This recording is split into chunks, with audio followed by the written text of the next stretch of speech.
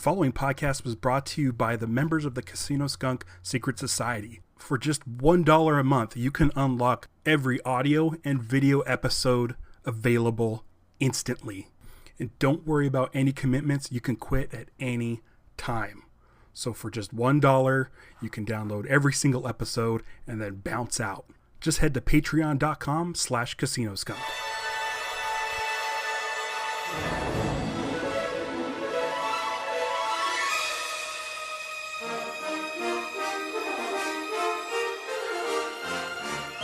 Welcome to the Casino Skunk Secret Society. I am Ralph, and we are back with Season 2 of The Mandalorian, Chapter 9, The Marshal. Today I'm joined by Alex Robinson, who is an incredible cartoonist, as well as the co-host of the Star Wars Minute, a podcast that analyzes, scrutinizes, and celebrates the Star Wars movies 1 minute at a time. He's also the co-host of the Godfather Minute, as well as the Star Wars Minute offshoots, The Mandalorian, and That's No Moonraker, which analyzes the James Bond movies, one film at a time. So without further ado, here's my conversation with Alex.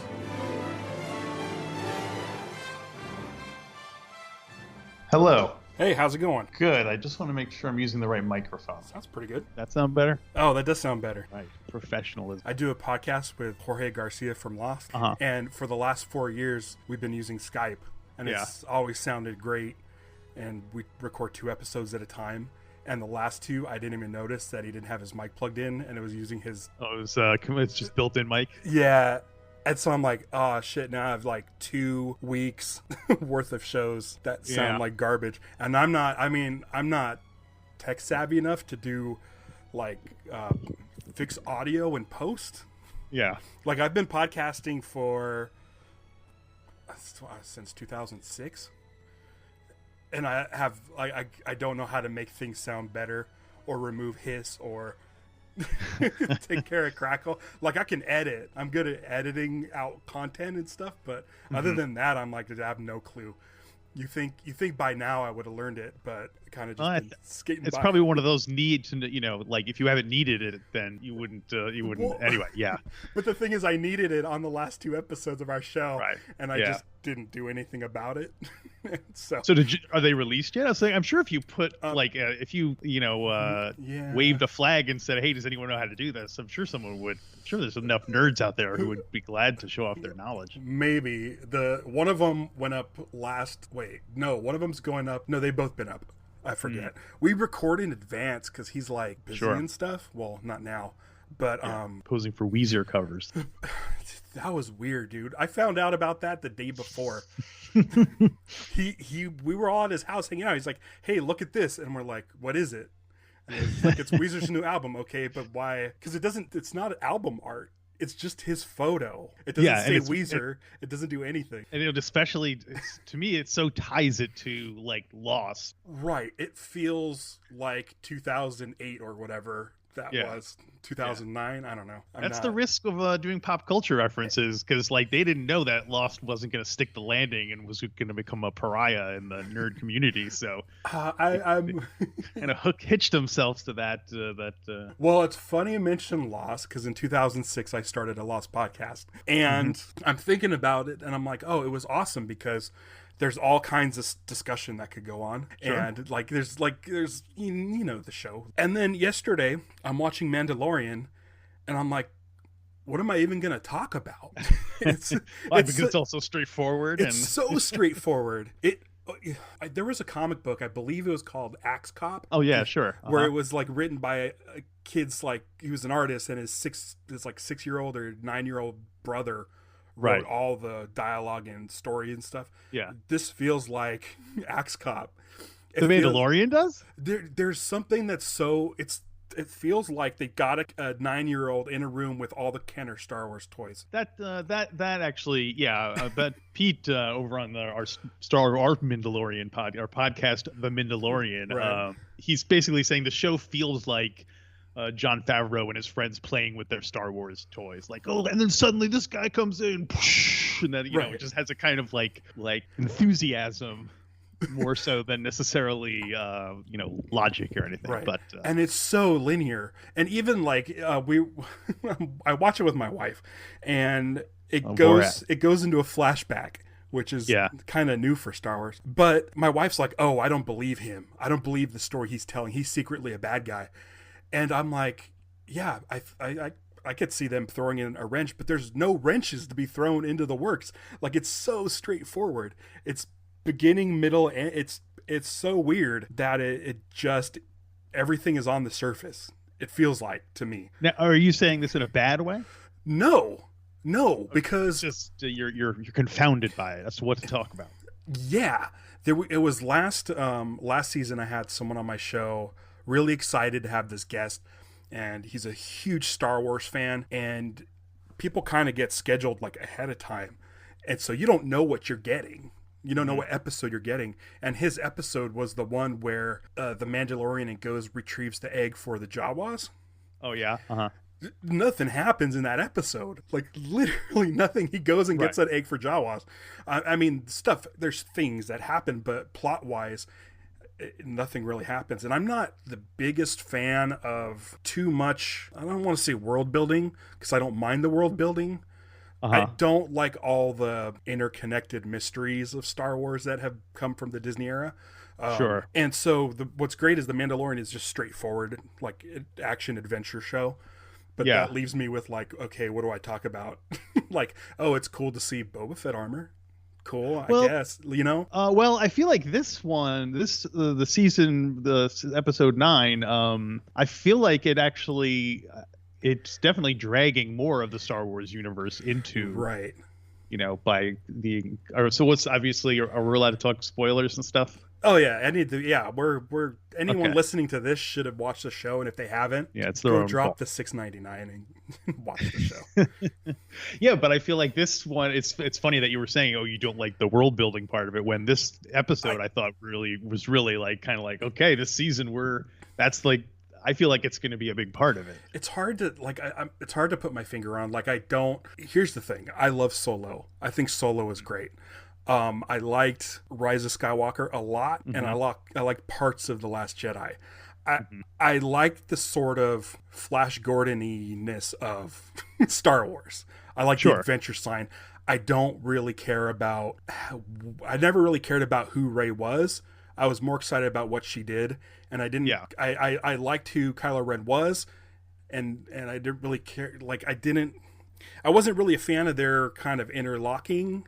It's like, oh my gosh, what does this mean? I don't like the meaning of Star Wars. I just like the adventure of Star Wars. So it's not necessarily world building. I don't mind, because I think Rogue One and Solo are my favorite of the Disney era, and those are more expanding on the universe, right? But I don't know.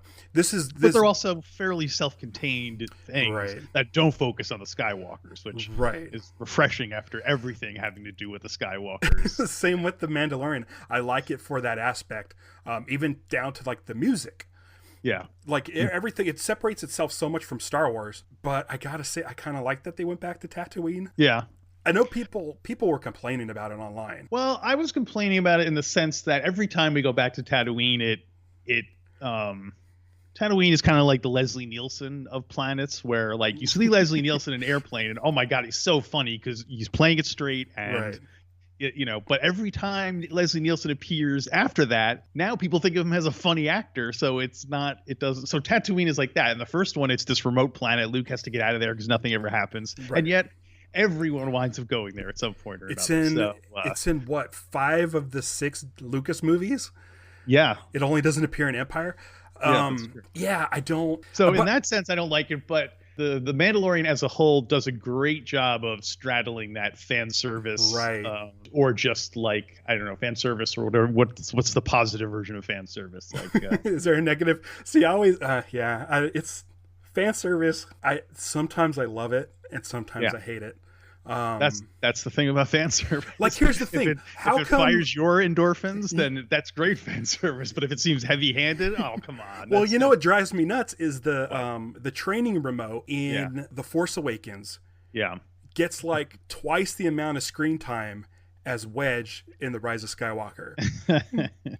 Yeah. And that's the thing, is I don't need the winks and the nods. I don't know, but you know, when you see the ice cream maker, yeah, like I like that it services, like it fits in the plot and it's not really a wink. It almost like makes, I don't know. Yeah, and like The Mandalorian, I feel like generally, well, anyway, good fan service, I think, is when it's part of the plot and you can watch it without knowing what the reference is, Right. and still and not have it be like, not have it catch your attention. Right. You know, like the problem with the Seeker ball is he picks it up, he looks at it, and to me, I guess in my memory, it feels like he might as well be going, see? It's that like, Saved by the Bell audience reaction. Woo!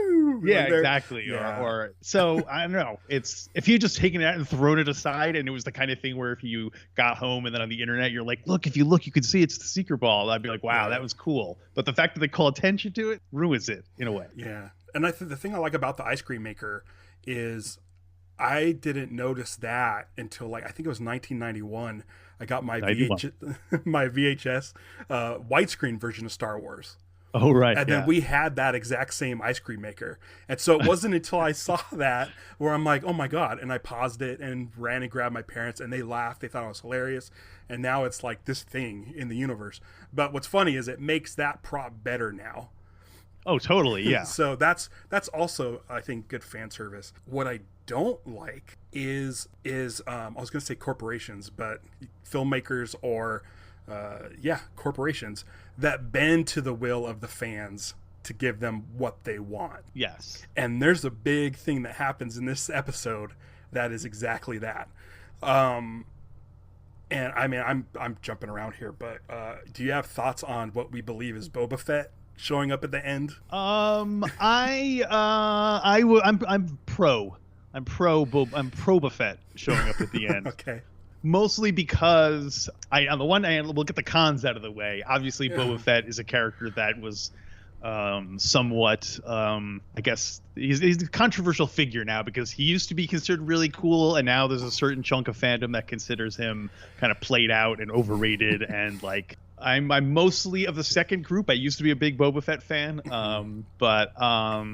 so on the pro side, I think the record does show that George Lucas said, "Oh yes, Boba Fett did survive being inside the Sarlacc." So it does have the blessing, you know, the papal bull blessing on it. And I guess to me in my head, he kind of, because of that, he'd always survived and gotten out anyway. Right. And so like if they have to bring him back, I felt like so far it's a good way to do it.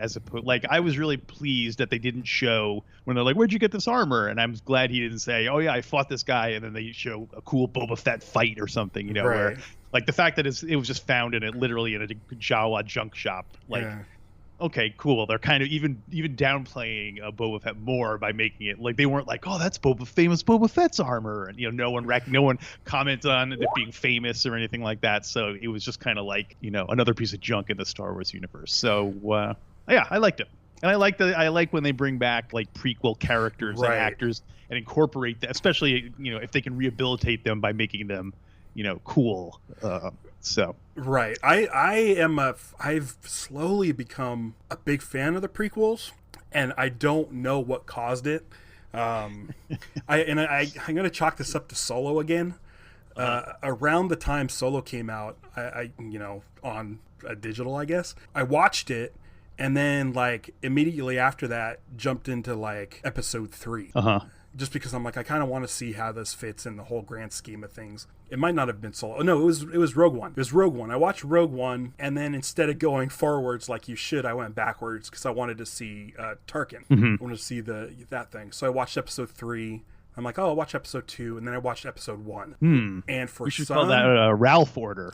That's when you watch it's Memento order, I guess. Yeah, I don't know what happened, but for some reason, watching it in reverse order kind of made more sense to me. What George Lucas was trying to do. I mean, I don't recommend just running out and going and watch the prequels, but there was something about it where you can kind of see basically what he was trying to do a little bit better by watching the end first.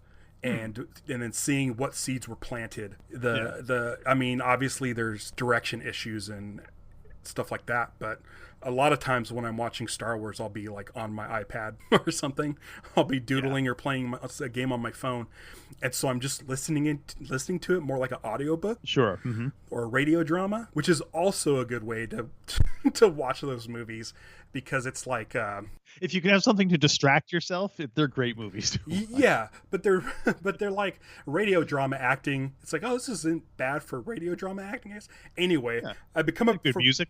The music's good. So I like the prequel. Go figure. I especially like the design of the prequels, and them showing up in The Mandalorian is exactly what I want. I don't know if it's going to fully redeem the prequels for people, but apparently people seem to be on board with Filoni's ideal of what the prequels were. He had that sort of speech in the Disney Gallery. The fact that they're sprinkling prequel stuff in this, I really enjoy. Especially the pod race engine. Yeah, I didn't notice that at first. Yeah, I was like, oh, but the thing is, it looked so close to Anakin's pod racer engine. It's got to be. That I'm like, come on, it can't be. Like, like every pod had a different shape to it, and that was clearly like Anakin's. And it's like, I like the Mandalorian distancing itself from Star Wars, but it's Anakin's pod race engine, and I'm like, that is a little much for me. See, I like it because, again, they didn't call attention to it. Like, I watched it, and being something of a Star Wars, I'll go ahead and say an expert, I did not notice that it was so I was fine with it. I thought it was good. For some reason, I'm also, maybe because it's a TV show, I'm willing to I remember this with the Clone Wars too, that I'm much more willing to put up with goofiness in a TV show than I am in a movie. You know what I mean? Like, there was an episode of the Clone Wars where it was like C-3PO and Jar Jar together.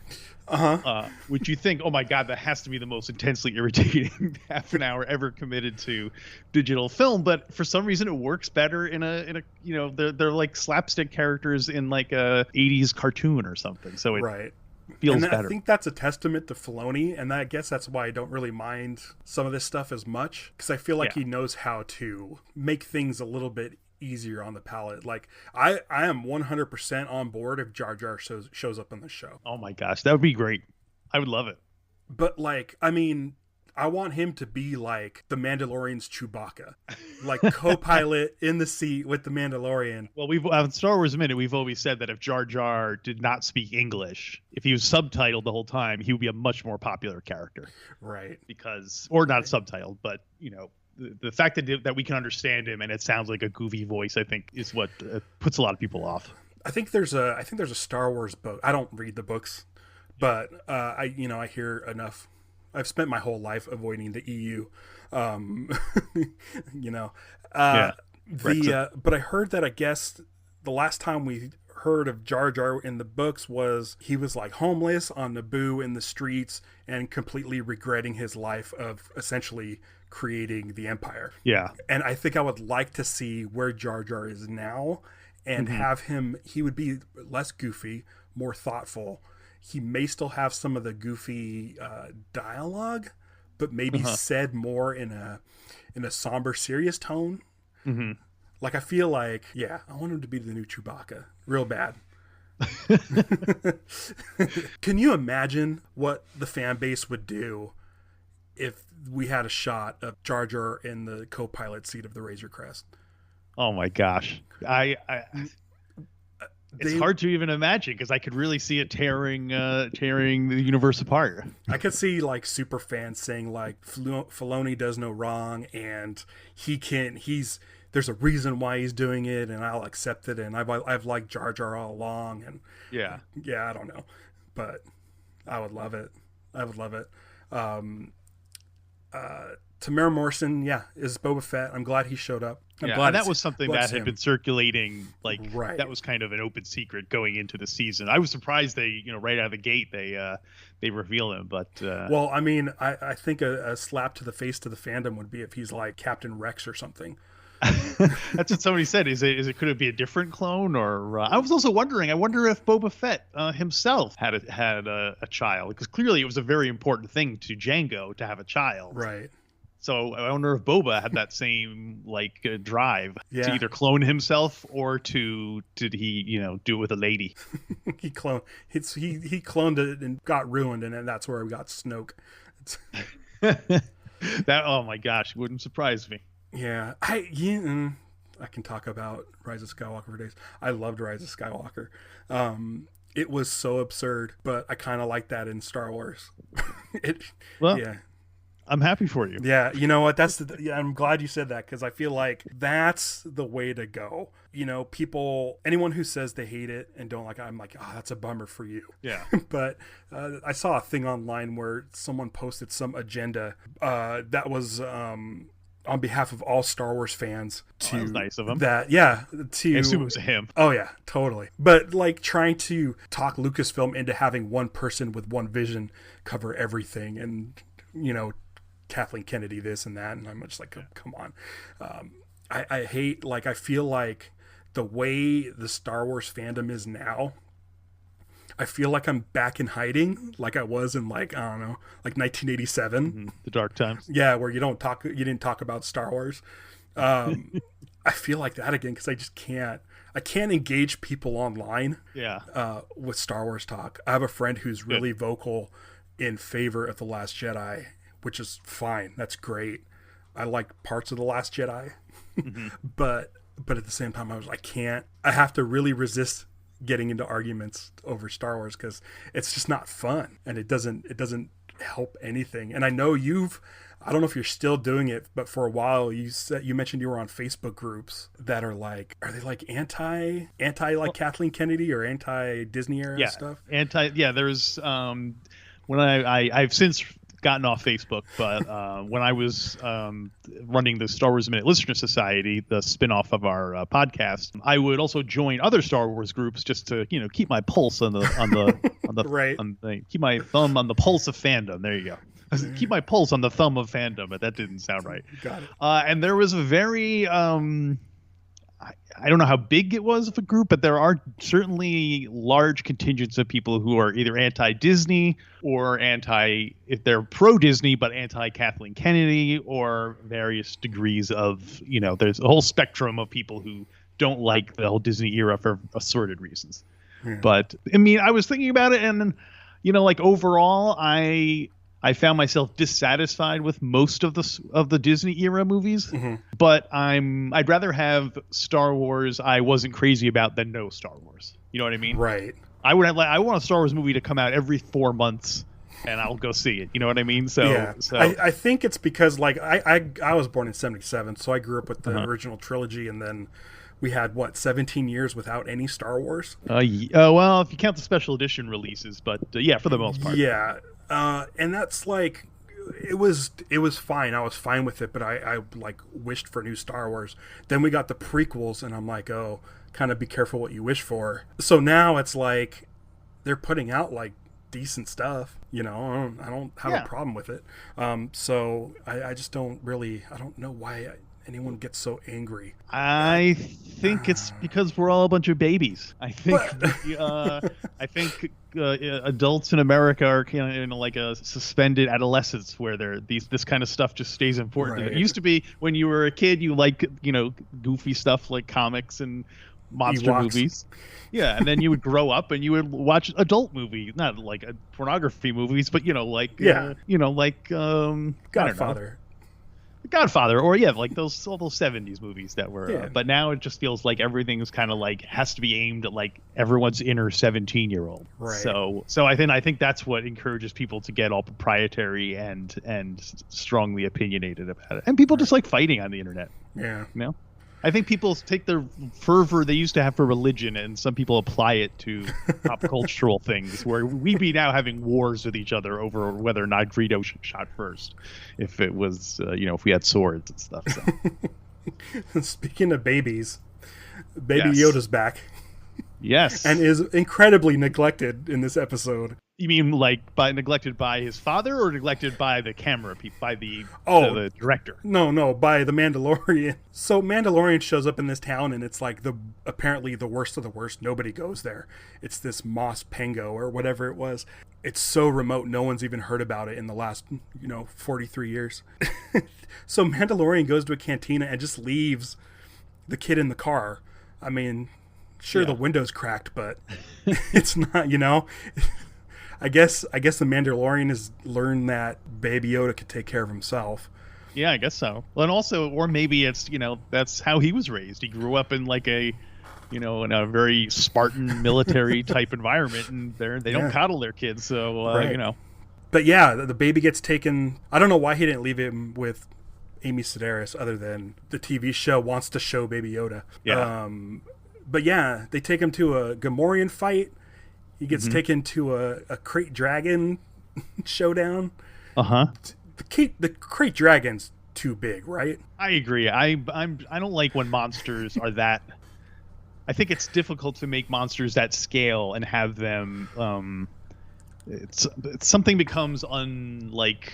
It's like when people are fighting Godzilla. In this, they show those the native Tatooiners there trying to pull the thing with ropes, and I'm like, that thing is like, it's like trying to pull down the Empire State Building, or like, what do they really think 4 guys holding the thing is going to slow that thing down? And also, I don't like the jumping into it's swimming through sand like it's nothing. Yeah, is that something we've seen before? We haven't, right? Not in Star Wars. Not with something this big. I mean, we've seen like I think in the prequels there was like a sand serpent or something, but it was like a. I don't like it being that big, and it also raises questions like, how on earth could this thing possibly find enough things to eat? Right, because the bantha, it's like, I don't know, the size of like a Whopper. Yeah, you think that they would have to eat like 50 bantha a day just to stay alive. Right, and the bones don't match up with Star Wars. Well, that could be a baby, like a baby one, baby crate. I mean, it's possible that maybe there's only like 4 of these super giant ones. Yeah, only it's rare for them to live to be that big. But you think if that was the case, then they would know about it, And if there were only 4 of these giant ones, then they'd be like, oh shoot, it's Old Nelly coming here, or whatever. Or maybe the natives do have that, and they just don't bother telling the right. I did very much enjoy that sequence, though. Like, not so much the wading and the harpooning part, but when Timothy Oliphant, I guess, is that a thing? Are they calling him Timothy Oliphant?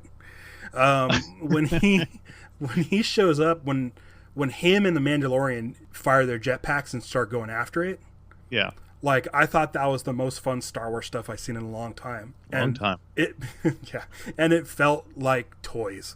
Like, that was the most Kenner action figure-y thing. 2 guys flying around fighting a giant space sock. Like, it was it was fun, and I think it was more fun than anything in the first season for me. Because the majority of the show of the first season is kind of Mandalorian walking around in the void, and like even the Mudhorn stuff, which was kind of similar, wasn't as exciting as this, I don't think. I just found it fun. Which is good. I like monsters in Star Wars. But this might have been a little too gigantic. So big that they changed the aspect ratio. I was wondering. I think it's curious that we have not seen humanoid giants in Star Wars. Like, we have never gone to a planet where there are people or creatures that are like 90 feet tall. Right, like time bandits. Yeah, something like that. Yeah, that would be an easy thing to do in Star Wars. It's just like, right. Doing it in TV shows in the 70s, they could totally make it convincing in the or even a humanoid that's like maybe like a foot taller than Chewbacca. Yeah, just slightly. That's not like even. Humans would be like we would be like Jawas to these humanoids. Right. Well, who knows? Who knows how tall they are over there? Like if Snoke wasn't Snoke supposed to be kind of big, or is he just regular? Yeah, he's around like 9 feet or something. Yeah, because when he puts his hand around Rey's throat or whatever, yeah, that's right. It kind of envelops it. He's kind of like might be the tallest humanoid. Yeah. All right. Do more of that. So anyway, yeah, they should totally do. I mean, they have to have a reason why they built a man so big or cloned a man so big. Yeah. Huh. I'm all for it. Make it giant, like what the Kaminoans could put something in the DNA to make the clone troopers bigger. Although now that you mention it, I think the Kaminoans actually might be taller because they have those long necks. So yeah, but they're like alien. Like they're not like people. Right. Yeah. Like what I want to see is they're basically animals, really. Yeah, I want like Gandalf. Like, he's just a guy, and the effects just scaled him up. Yeah. You know, I don't want like a CG guy. I just want a giant guy. Right. You want like Ant-Man, like big Ant-Man. Yeah. Like, I want a guy who has to duck his head to get in the cantina. Yeah. And his knees don't fit in the booth. Yeah. I don't know. I think it could exist and should exist. What'd you think of Timothy Oliphant? I liked him. I've enjoyed him in Deadwood and Justified. So, you know, he's pretty much got that cowboy thing down. Yeah. I liked that they definitely got someone with a very different physicality than I guess Boba Fett. So when you see him in the armor, it's obvious this is not supposed to be Boba Fett. So I think that was one interesting. It looked kind of funny on him because it was very high up on his, you know, it was like a bullfighter jacket, or, you know, it was very high up on his and I think it was accentuated with the red sweater underneath, or the red shirt underneath. I thought the red thing around his neck was to make it look less obvious, because if his neck was all out like that, it would look really he would look really like a what are those a Funko Pop toy with that giant head and a skinny neck. Yeah. But yeah, I liked him. I'm an Olive fan. So yeah, I liked him a lot. It's tough when you watch like a Star Wars. Like, because when I was a kid, I didn't know who Alec Guinness was. Or Tarkin. Peter Cushing. There you go. I didn't know who they were, so they were just those guys. And then growing up, like I was young enough to know that Billy D. Williams was just Lando. Yeah. So I kind of like it when they're not pre-existing actors I know. Yeah. So like your Woody Harrelson's. Mm-hmm. Like, it's weird seeing them, or what's the DJ? Or Space Jimmy Smith. Once again, like, I never watched L.A. Law. I think I was too young for it, so I really wasn't. I mostly knew him from like that episode of Saturday Night Live. Yeah, but Timothy Oliphant, I mean, he's all over the place, so it's a little weird seeing him in Star Wars, which makes this feel more like just a TV show instead of a Star Wars. But I really liked him. If there's anyone comparable to that, well, I guess the bad guy was on Breaking Bad from last season. Right. Yeah, I'm trying to think if there. I mean, I guess you have Werner Herzog, Carl Weathers. Yeah, Carl Weathers. There you go. So I guess they've had their share of actors who you might recognize from other projects. Yeah. Is there anyone you want to see in Star Wars? Anyone who you're like, you know, would be great? You know what I wish? You know, I wish I lived in some sort of alternate universe. Where Tell me about it. Yeah, no kidding. I mean, I wish you lived in an alternate universe too. Like I can't talk about Solo enough. I wanna see a version of Solo where instead of, and this isn't like, I mean, I just went through saying that I don't like seeing, you know, named actors in Star Wars, but instead of Woody Harrelson, Kurt Russell in that role. Yeah. To kind of like redeem him, or not redeem him, but bring him back into into the Han Solo universe. I thought that would have been really cool. I think he could have done that Beck part. I think that would have been. I think he would have been great in it.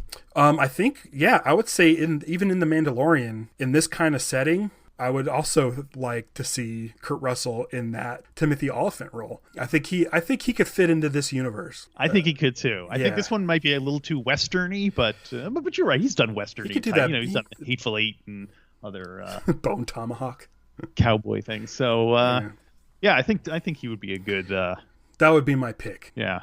What about you? You have anybody you'd like to see in a Star Wars?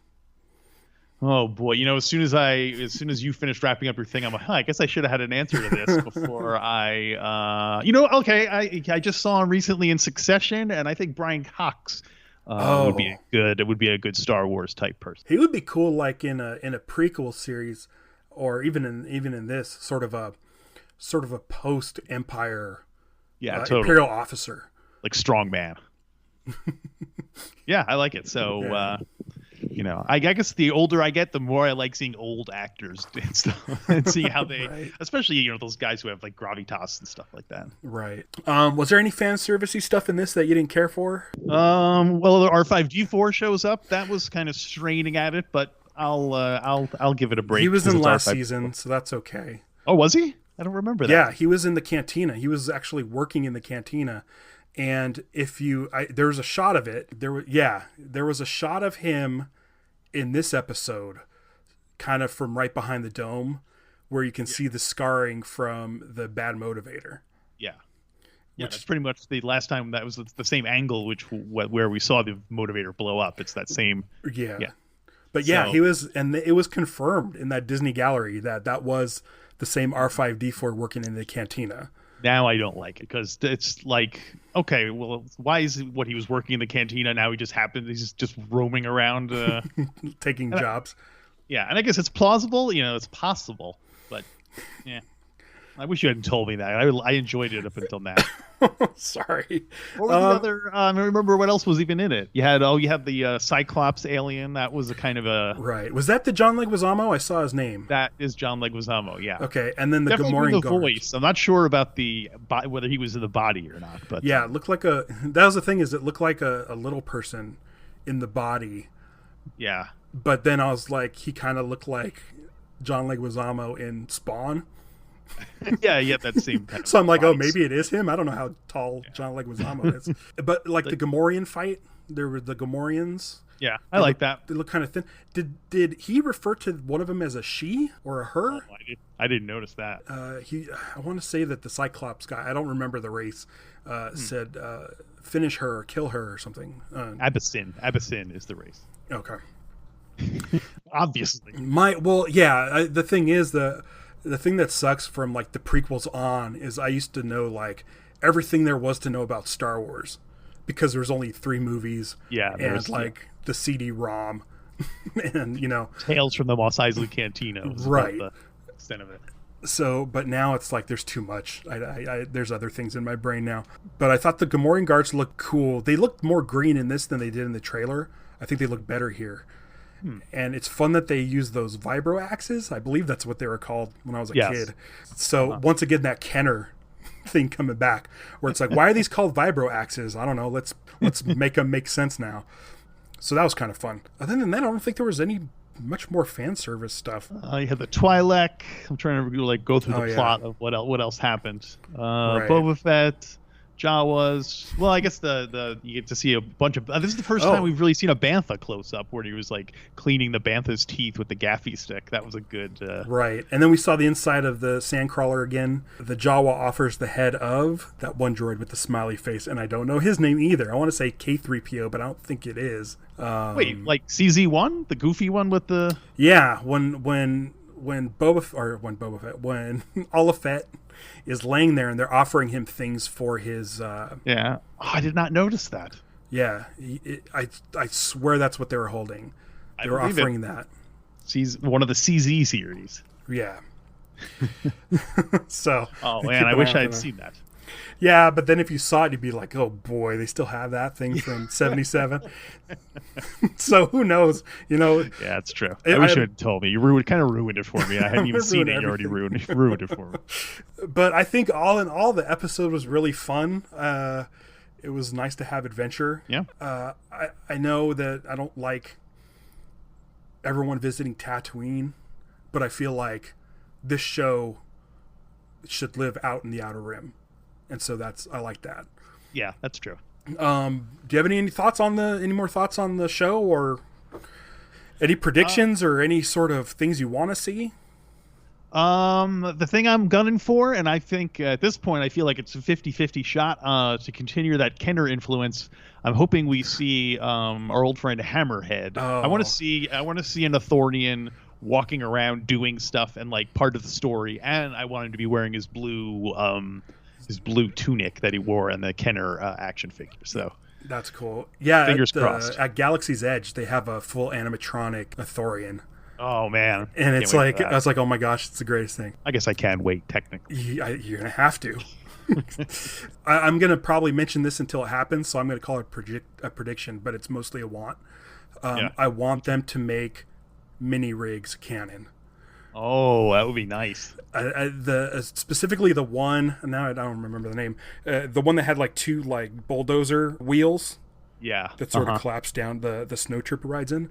That's what I want. This is the type of show that if mini rigs don't become canon during this show, they'll never will be. Yeah, they did the troop transport. That was cool last season. Right. Original And it's 77 troop transport. Yeah, we saw that in Rebels, but to see it in live action, like that's the thing. Like start making like stuff canon, like make the vibro blades vibro. Yeah. Well, I guess in Rebels, back to my Hammerhead thing, both Walrus Man and Hammerhead, I think, showed up wearing those costumes in Rebels, but the doesn't count for me. Not canon. The quarantine finally got me to watch Clone Wars, and there's like one of the final episodes, I think it's season 7. They have a Rhodian, an Ithorian, and a Walrus Man all in their cantina stuff in the same shot. Yeah. And so I'm like, okay, so if it's going to happen, this is it. I just thought of something. I got to go for it now. Okay. I want to find out what happened to Walrus Man and Dr. Evergan, the two ruffians from the cantina, because we saw them in Rogue One. That was before Star Wars. Right. So on the one hand, I don't want them, but since they've already been ruined by having them appear in Rogue One, they would redeem them by showing up in this. And I bet somebody's gonna get have an injury, and they're gonna have to get it fixed on the black market. And Dr. Avagan is gonna be the guy. It's only like 10 years later, right? Yeah, something like that. It's 5 years after Empire or after Jedi. Yeah, I think Jedi was like 3 years or 4 years after.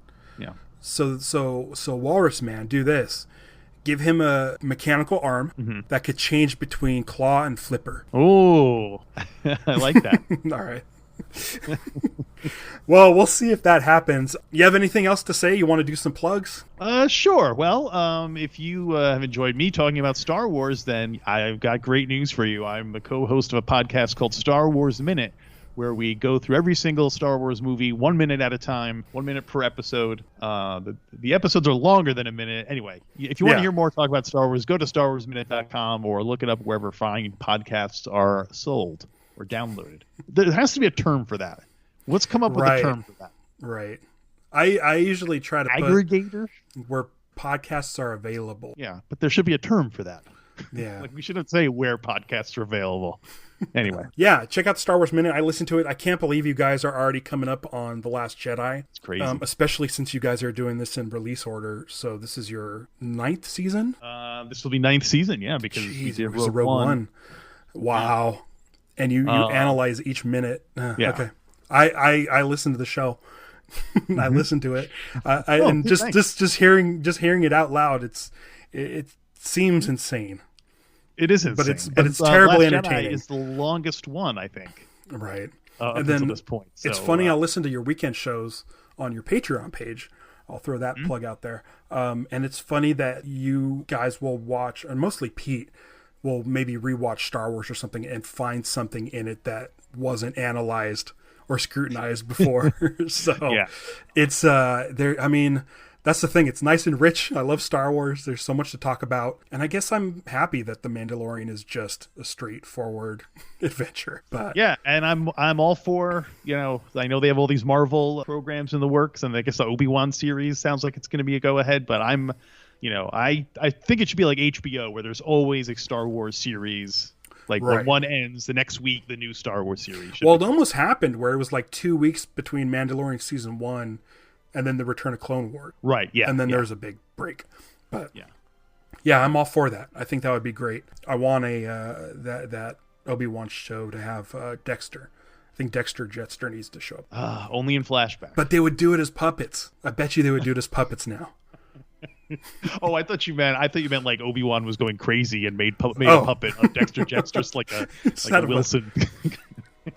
So Dex, how's it going? It's like a paper bag. 4 pipe cleaners hanging off of it. All right, Alex. Thanks for joining me. Thanks. No, thank you. It was a pleasure.